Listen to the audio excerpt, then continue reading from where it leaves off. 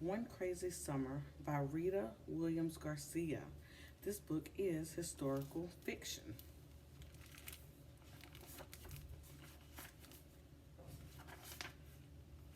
Good thing the plane had seatbelts and we'd been strapped in tight before takeoff. Without them, that last jolt would have been enough to throw Vanetta into orbit and Fern across the aisle. Still, I anchored myself and my sister as best as I could to brace us for whatever came next. Those clouds weren't through with us yet and dealt another Cassius Clay left and right jab to the body of our Boeing 727. Vanetta shrieked, then struck her thumb in her mouth. Fern bit down on Miss Pattycake's pink plastic arm. I kept my whimper to myself. It was bad enough my inside squeezed in and stretched out like a monkey grinder's accordion. No need to let anyone know how frightened I was. I took a breath so when my mouth finally opened, I'd sound like myself and not like some scared rabbit. It's just the clouds bumping, I told my sisters, like they bumped over Detroit and Chicago and Denver. Vanetta pulled her thumb out of her mouth and put her head in her lap. Fern held onto Miss Pattycake. They listened to me. We push our way up in the clouds. The clouds get mad and push back, like you and Fern fighting over red and gold crayons. I didn't know about the clouds fighting and pushing for a fact, but I had to tell my sisters something. As long as Vanetta kept her fear to one shriek and Fern kept hers to biting Miss Pattycake, I kept on spinning straw, making everything all right. That's mainly what I do, keep Vanetta and Fern in line. The last thing Pa and Big Ma wanted to hear was how we made a grand Negro spectacle of ourselves 30,000 feet up in the air around all these white people. You know how Papa is. I told them no way he'd put us on a plane if it were dangerous.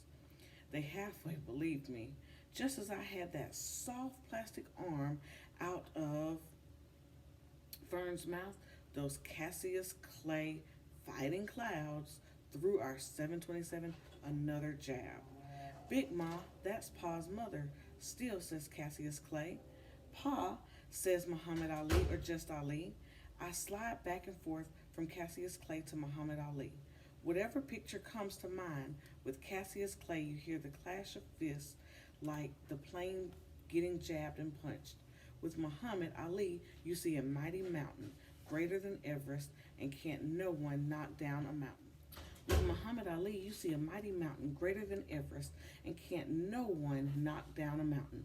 All the way to the airport, Pa had tried to act like he was dropping off 3 sacks of wash at the laundromat. I'd seen through Pa. He's no Vanetta, putting on performances.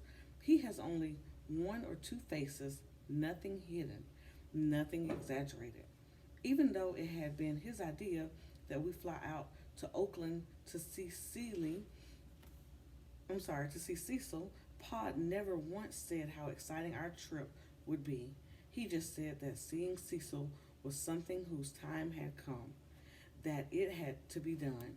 Just because he decided it was time for us to see her didn't mean he wanted us to go. My sisters and I had stayed up practically all night, California dreaming about what seemed like the other side of the world. We saw ourselves riding wild waves on surfboards, picking oranges and apples off fruit trees, filling our autograph books with signatures from movie stars we'd see in soda shops. Even better, we saw ourselves going to Disneyland. We had watched airplanes lift up and fly into the blue sky as we neared the airport. Every time another airliner flew overhead, leaving a trail of white and gray smoke, Big Ma fanned herself and asked, "Jesus, why?" Big Ma had kept quiet long enough. Once inside the terminal, she let it all hang out. She told Pa, "I don't mind saying it, but this isn't right. Coming out to Idlewild and putting these girls on a plane so Cecil can see what she left behind. If she wants to see, let her get on an airplane and fly out to New York. Big Ma doesn't care if President Kennedy's face is on the $50 or if the airport is now officially named after him. She calls the airport by its old name, Idlewild. Don't get me wrong, Big Ma was as mad and sad as anyone when they killed the president. It's change she has no pity on. However, things are stamped in Big Ma's mind is how they will be, now and forever. Idlewild will never be JFK.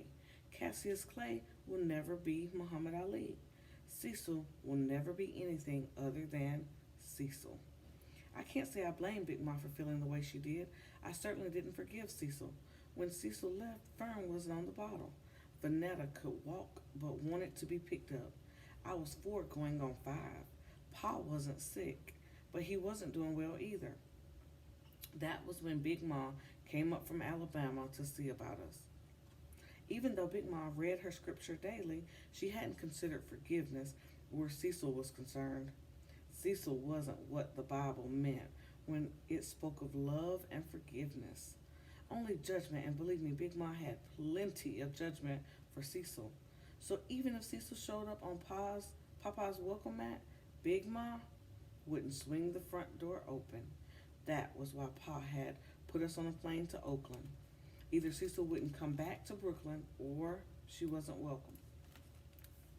Honestly, I don't think Pa could choose between Big Ma and Cecil even after Cecil left him. And us, even after Cecil proved Big Ma right. How can you send them to Oakland? Oakland's nothing but a boiling pot of trouble cooking. All them riots, Pa has a respectful way of ignoring Big Ma. I wanted to smile. He's good at it. A shrill voice had announced the departing flight to Oakland. All 3 of us had butterflies. Our first airplane ride, way up above Brooklyn, above New York, above the world. Although I could at least keep still, Vanetta and Fern stamped their feet like holy rollers at a revival meeting. Big Ma had grabbed them by the first scruff of fabric she could get a hold of, bent down, and told them to act right. There weren't too many of us in the waiting area, and too many of them were staring. I'd taken a quick count of habit. Vanetta, Fern, and I were the only Negro children. There were 2 soldier boys in green uniforms who didn't look any older than Uncle Darrell. High school cap and gown one day, army boots, and basic training 4 days later. 2 teenage girls with afros. Maybe they were college students. And one lady dressed like Jackie Kennedy, carrying a small oval suitcase. Big Ma had also scooted around the waiting room. I knew she was worried that we'd be mistreated in some way and sought out a grown brown face to look out for us. Big Ma turned her nose up at the college girls with afros in favor of the Negro lady in the square sunglasses and snappy suit, toting the equally snappy oval bag. Big Ma made eye contact with her. When we lined up, she told the Negro Jackie Kennedy, "These my grandbabies. You look out for 'em, you hear?" The snappy Negro lady had been nice enough to smile, but hadn't returned the look that Big Ma expected. And Big Ma had expected the look Negro people silently passed each other. She'd expected the stranger to say, as if she were a neighbor, "They're as good as my own. I'll make sure they don't misbehave or be an embarrassment to the Negro race." A blank movie star smile had been all she passed to Big Ma. That lady had only been looking out for her plane seat. Papa had already given me a paper with the phone number to our house, which I knew by heart, and the phone number to his job. He had already told me that his job number was for emergencies only and not for how you doing chats. Last night, he had also given me an envelope with $200 in $10 and $20 bills to put in my suitcase. Instead, I'd folded the bills and stuffed them in my tennis shoe before we left Herkimer Street. Walking on that mound of money felt weird at first, but at least I knew the money was safe. Papa had kissed Vanetta and Fern and told me to look after my sisters. Even though looking after them would have been nothing new, I kissed him and said, "I will, Papa." When the line to the ticket taker had begun to move, Big Ma had gotten teary and mushed us up in her loose-fitting violet and green muumuu dress. "Better come on and get some loving now." She hadn't had to finish the rest about how this might be the last time in a long while for kissing and hugging. A flash of memory told me Cecil wasn't one for kissing and hugging. I had a lot of these memories clicking before me like projector slides in the dark. Lots of pictures, smells, and sounds flashing in and out. Mostly about Cecil, all going way, way back. And what I didn't remember clearly, Uncle Darnell always filled in. At least Uncle Darnell remembers Cecil kindly. One Crazy Summer by Rita Williams-Garcia.